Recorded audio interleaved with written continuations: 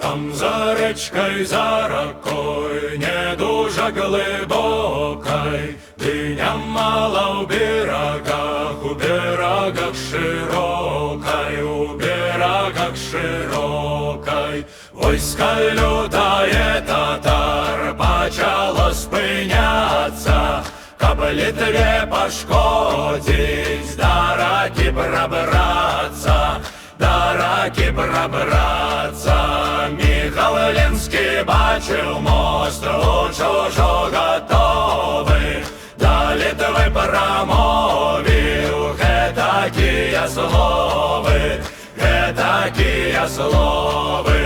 Кайчину маті мужна ратовали, ди татаров лютих мужна воевали, мужна воевали.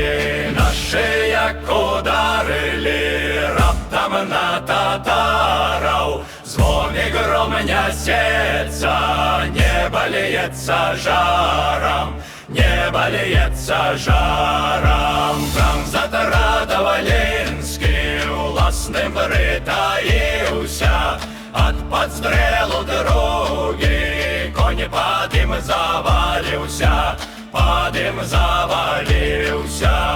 Он на іншага вскочив, не зважав немало, так як гетьману всім рицарам пристала, рицарам пристала. Там поганців навокол хутка окружили, ди як пруться шерагам, шерагам сказили, шерагам сказили. Преч татари побегли, хто як утякає, а Литва им мчится вслед, смело догоняє, смело догоняє.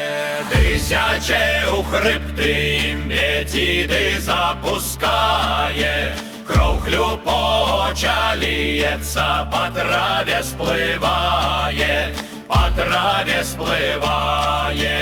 Гук и крик над полем, по лясних разлогах, повна трупа у раце, по шляхах дорогах, по шляхах дорогах. Так Литва татара убила, мордовала, аж до Цапри до раки загнала, до раки загнала.